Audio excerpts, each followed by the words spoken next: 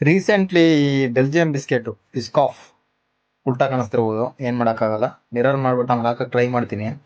ತುಂಬಾ ಅಂದ್ರೆ ತುಂಬಾ ವೈರಲ್ ಆಗಿದೆ ಇಂಡಿಯಾದಲ್ಲಿ. ಮತ್ತೆ ಹೆವಿ ಕಾಸ್ಟ್ಲಿ ಅಂತೆ.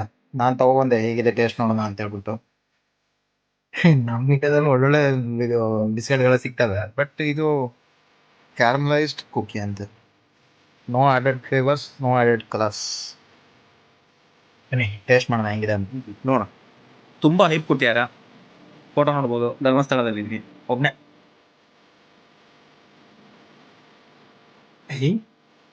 ಹಾ, ಕಾಣಿಸ್ತಿದೆ ಬಿಸ್ಕೆಟು. ಪುಡಿ ಪುಡಿ ಆಗ್ಬಿಟ್ಟಿದೆ. ಬೆಂಗಳೂರಿಂದ ತಂದಿದ್ದು. ಟೇಸ್ಟ್ ನೋಡೋಣ.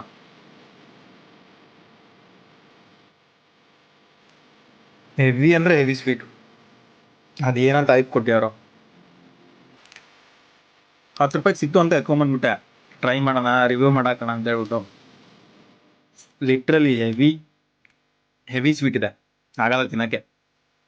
ಇದಕ್ಕಿಂತ ನಮ್ದು ಪಾರ್ಲೇಜಿ 90s ಕುಕಿ ಅದೇ ಚೆನ್ನಾಗಿದೆ.